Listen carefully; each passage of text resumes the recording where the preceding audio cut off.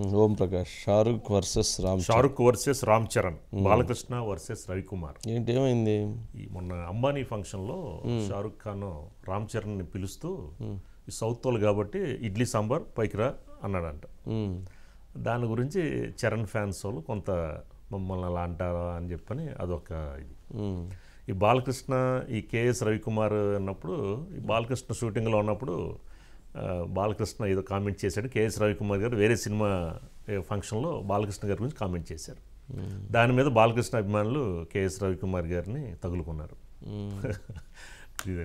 ఏదో ఒకటి మొత్తానికి గొడవలు లేకుండా ప్రశాంతంగా ఎవరు ఉండేట్లేదు. ఏదో ఒకటి స్పైసీ కావాల్సినంత స్పైసీని అయితే క్రియేట్ చేస్తున్నట్టున్నారు. ఎవరు? ఓం ప్రకాష్ గారు ఉన్నారా? ఓం గారు ఏంటి ఓం గారు? వస్తున్నారు. మొత్తానికి ఇది మాత్రం మొన్న జరిగిన దాంట్లో రామ్ చరణ్ ఫ్యామిలీని, షారుఖ్ ఖాన్ ఫ్యామిలీ వీళ్ళందరూ కూడా, అందరూ సెలబ్రిటీస్ అందరూ కూడా ఫుల్ గ్రాండ్ సక్సెస్. అంటే వీళ్ళేదో అంబానీ గారు పిలిచినప్పుడు వెళ్ళాలి కదండి, అందరూ వెళ్ళారు. ఓకే. దానివల్ల ఏంటి ఓం ప్రకాష్ గారు, ఏంది షారుఖ్ వర్సెస్ రామ్ చరణ్ ఏంటి అక్కడ?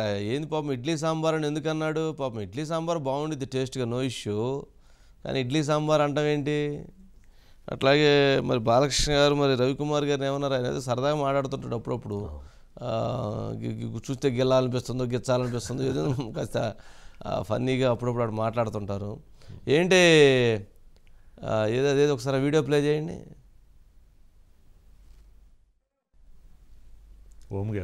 ఓం ప్రకాష్ గారు ఏంటి? ఏం జరిగింది? వివాదం ఏంటి? ఇవాళ రెండు రకాలైనటువంటి వివాదాంశాలు తెర మీదకి వచ్చినాయండి. ఒకటేంటంటే నందమూరి బాలకృష్ణను విమర్శిస్తూ కేఎస్ రవికుమార్ చదువు అని చెప్పి డైరెక్టర్ ఉన్నాడు, తమిళ డైరెక్టర్. తెలుగులో అతను బాలకృష్ణతో 2 సినిమాలు కూడా తీశాడు. అతను ఏమైందంటే మొన్న హన్సిక నటించినటువంటి గార్డియన్ అనే సినిమా ప్రీ రిలీజ్ ఈవెంట్లో మాట్లాడుతూ సరదాకి బాలకృష్ణ గారికి కోపం ఎక్కువ, ఆయన చూసి ఎవరన్నా నవ్వితే తట్టుకోలేరు, ఎందుకు వాడిని ఆయనకి చూసి నవ్వాడని అనుకుంటూ ఉంటారు. నేను సినిమా షూటింగ్ టైంలో మా అసిస్టెంట్ డైరెక్టర్ శరవణ్ ఫ్యాన్ ఒకవైపు తిప్పేసరికి ఆయనకి అసలు విగ్గు కదిలింది.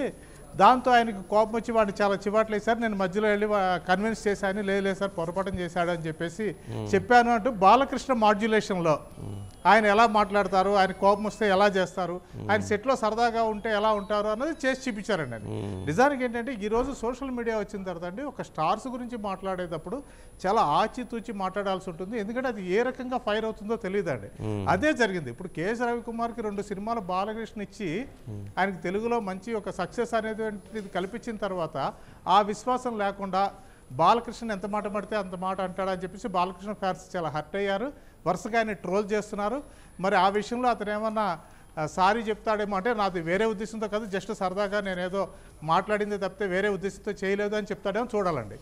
ఇక రెండో అంశం ఏంటంటే ఇందాక మనం చూసామండి, జామ్నగర్లో జరిగిన ఫంక్షన్లో నాటు నాటు నాటు పాటని 3 ఖాన్స్ డ్యాన్స్ చేశారండి. ఆ సందర్భంలో ఏంటంటే ఆ పాట ఒరిజినల్గా చేసిన రామ్ చరణ్ కూడా అక్కడే ఉన్నాడు. వేదిక మీదకి అతను కూడా పిలిస్తే బాగుంటుంది అన్నప్పుడు షారుఖ్ ఖాన్ అతను చెన్నై ఎక్స్ప్రెస్ సినిమాలో చేశాడు, నటించాడు. అందువల్ల కొద్దిగా తమిళం వచ్చు. రామ్ చరణ్ కూడా తమిళ కేటగిరీలో వేసేసి తమిళంలో ఆయన పిలుస్తూ, అలాగే కాస్త ఇడ్లీ వడ లేకపోతే ఇడ్లీ సాంబార్ ఈ రకంగా మెన్షన్ చేస్తూ Ram Charan come to the stage అనేసరికి అది కూడా రామ్ చరణ్ ఫ్యాన్స్ని కాస్త హర్ట్ చేసింది. మరీ ముఖ్యంగా ఏంటంటే ఉపాసన మేకప్ ఉమెన్ ఎవరైతే ఉన్నారో ఆవిడ ఈ మాటలు వినగానే ఆ మాటలు నన్ను చాలా హర్ట్ చేసినాయి. రామ్ చరణ్ లాంటి స్టార్ని షారుఖ్ ఖాన్ అలా అనుకుండా ఉండాల్సింది.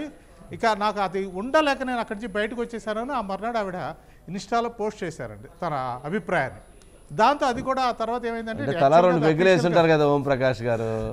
అంటే స్టేజ్ మీద డాన్స్లు అదే 2 వేసారు, 3 వేసారు, 4 వేసారు, 4 వేసిన తర్వాత అంటే ఇప్పుడు స్టార్స్ ఒకసారి ఇంట్లో నుంచి బయటకు వచ్చిన తర్వాత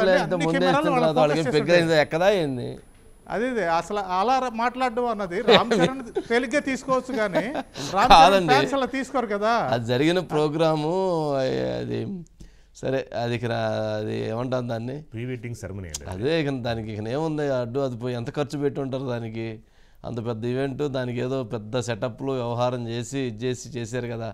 చివరికి అంబానీ వాళ్ళు కూడా ఒక పాట పెట్టారు దాంట్లో, వాళ్ళిద్దరిది కూడా బాగా వైరల్ అయ్యింది. ఏదైనా కానీ అదేమంటాము, డబ్బు.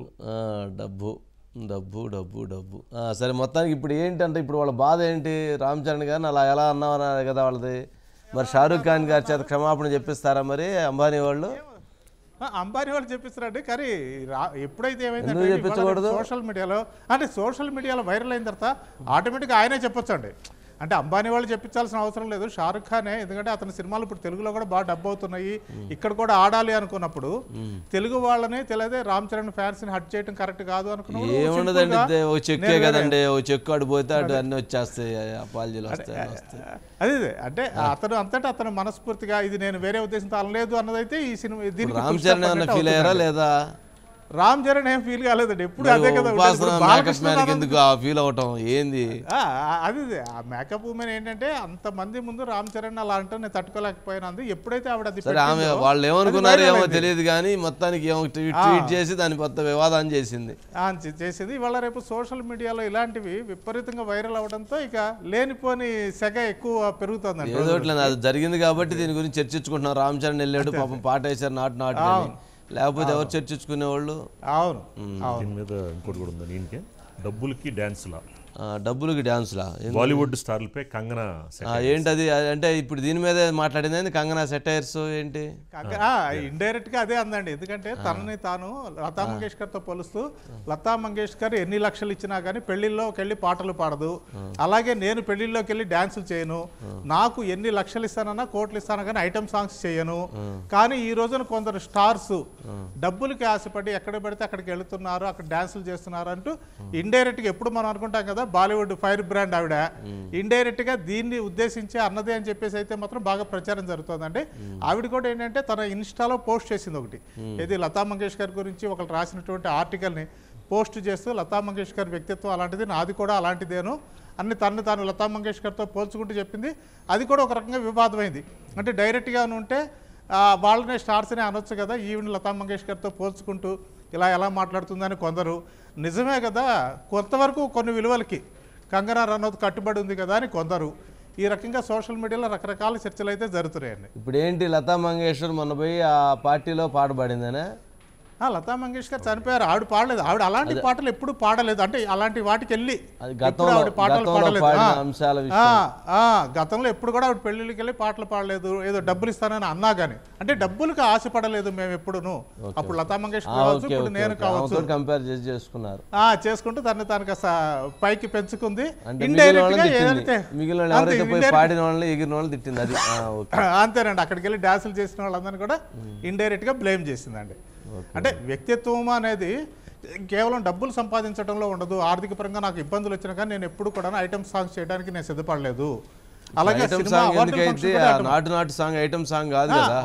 అదొక్కటే కాదనండి, అక్కడ జరిగిన వాటిని ఉదాహరిస్తూ ఆవిడ అంటే చాలా మంది ఐటమ్ సాంగ్స్ కి డబ్బులు తీసుకుని ఐటమ్ సాంగ్స్ చేస్తుంటారు, అలాగే వెడ్డింగ్ ఫంక్షన్స్కి వెళ్ళి డబ్బులు తీసుకుని డాన్సులు చేస్తుంటారు. ఇప్పుడు షాపు దగ్గర రెప్పలుగా ఎత్తిరించడానికి 3 లక్షల నుంచి 5 లక్షలు తీసుకుంటున్నారండి. అంతేనండి విపరీతంగా 50,000 నుంచి 2 లక్షలు, అసలు లక్షలేనండి, లక్షల్లో తీసుకుంటున్నారు. సరేనండి ఓం గారు, ఎందుకులేండి ఈ గోలంతా ఏదో నడుస్తుంటుంది మనకి.